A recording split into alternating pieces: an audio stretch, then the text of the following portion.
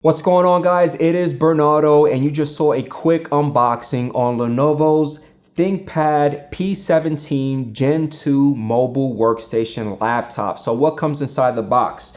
We have our ThinkPad P17 Gen 2 setup guide. We have our safety and warranty guide. We have a heavy gauge power cable, as well as our 220 watt power adapter. So I'm actually gonna take the power adapter, hook it up with the power cable. Awesome, so let's put all this stuff to the side. And then last but not least, we have the ThinkPad P17 Gen 2 mobile workstation laptop, weighing around 7.7 pounds with a thickness of 1.32 inches. Now, this guy has a lot of ports and features around it. Let's start on the right-hand side. So on the right-hand side, we have an SD card reader. We have one 3.2 USB port. On the left-hand side, we have a combo audio jack, a nano SIM slot. We have one 3.2 USB always on charging, as well as an HDMI port. On the backhand side, we have one RJ45 port, a power port, two Thunderbolt Type-C ports, and last but not least, one additional Type-C USB port. All right, so we just went over some of the ports and features on the ThinkPad P17 Gen 2 laptop from Lenovo. So let's open this guy up and power it on. Awesome, look at that beautiful 17.3 inch display. We're gonna go over the display pretty soon, so don't worry about it. Let's turn this guy on. The power button is located right here on your right-hand side, so let's turn it on. Now the P17, you are able to configure Windows Hello. You are able to see the little eye right here is looking for my face to log in. It does have a fingerprint scanner right here. I'm actually going to use the fingerprint scanner to log into the machine. And there we go. All right, so let's go over the trackpad, keyboard, and the display on the P17 Gen 2 laptop. So for the trackpad, I had a lot of fun using the trackpad. The majority of the time, I'm normally using a mouse to control everything. But the trackpad, I didn't have any issues using it, which is great. If you want to know, the measurement of the trackpad is around 3.99 inches, close to 4 inches, which is really good. You are able to use the track point feature on the ThinkPad, as well as the left and right control keys right here in the top. But again, like I said, I typically use a mouse when I'm controlling the computer. Now for the keyboard, it is a full keyboard layout with the number pad right here. Using the keyboard, as always, notepad keyboards are super responsive. They feel real good on the fingertips. Didn't have any issues on the keyboard at all. Now, if you want to know the key distance between each key, 0.12 inches, which is the standard when it comes with the ThinkPad keyboards. It is backlit with only 2 settings, which is not that bad when you're using it at night. Now for speakers, the speakers are actually located at the top of the keyboard, which is a nice location. Now for the display of the P17 Gen 2, you have around 17.3 inches Ultra HD IPS anti-glare display with a resolution of 3840 by 2160. Now the brightness level for the display right now, this is the highest and this is the lowest that you could go right now. Again, this is the highest and this is the lowest. We're gonna go one more time, the highest. Now for nits, if you want to know the nits level, it is about 500 nits. For display scaling, I think the default setting is around 250%. Best for me is between 200 to 225, but it's dealer's choice.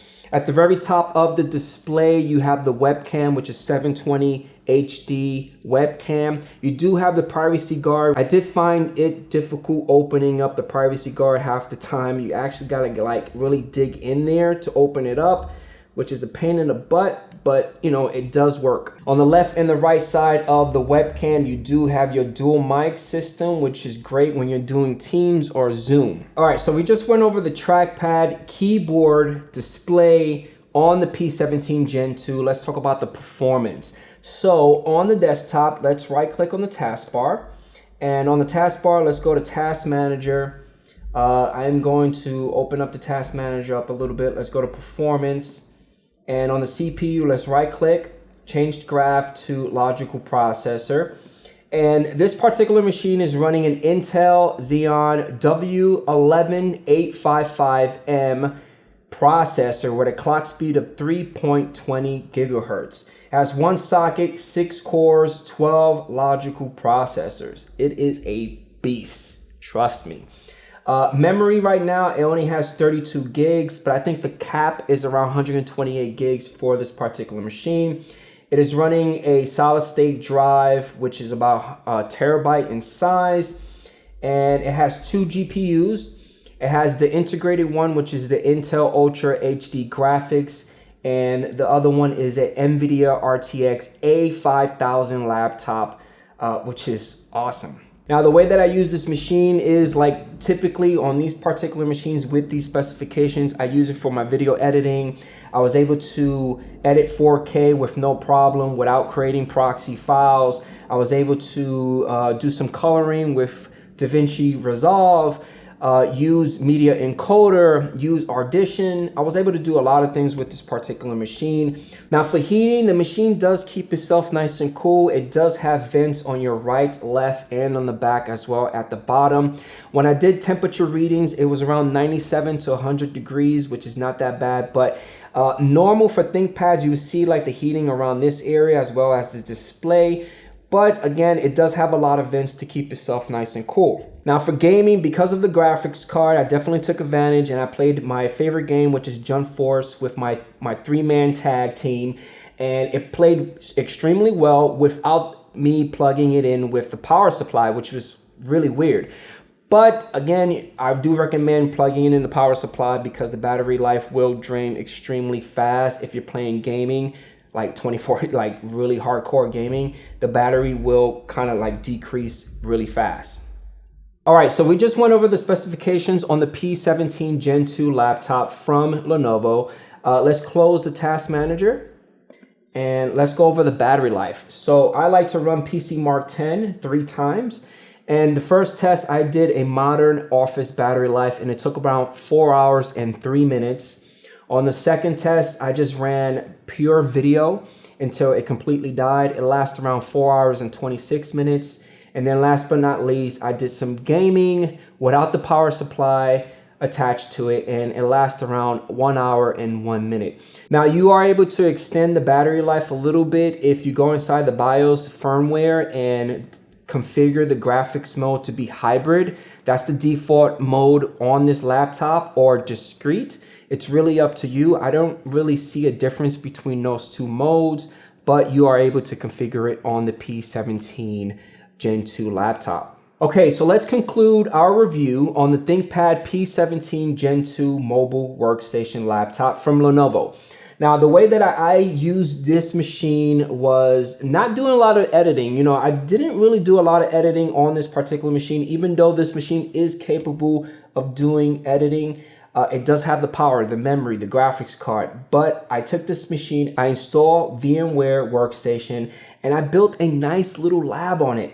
I think if you put a little bit more money into it and max out the memory to 128 gigs, get an additional hard drive, and you are able to build a nice lab, on-the-go lab. I was able to build a domain controller virtual machine, my MDT. I was able to build a network performance monitor using SolarWinds. I was using Kali a little bit, and I had a firewall.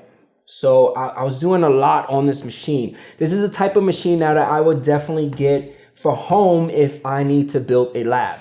Just bump up the memory, purchase an additional hard drive space so you can store your virtual machines, or you could go and purchase yourself a NAS, like a Synology NAS, and configure that in a way that you are able to store your virtual machines onto that and just use the CPU as well as the memory for this machine. But that is the way that I use this machine during my review.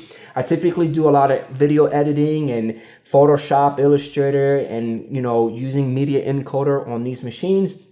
But this time I used it building a nice little lab. I know a lot of you guys are always asking me like, Bernardo, what type of machine should I get to build a lab? This is the type of machine that I would definitely get for myself for building a lab. And I actually have the ThinkPad 15G, which I have not done a review yet, but I will. And I've been using that for my virtual environment for testing stuff out for you guys. Now, the price tag on this guy is starting around $1,700, but it all depends on how you get it configured. Do you want the 1080p or you want the Ultra HD model? How much memory you want?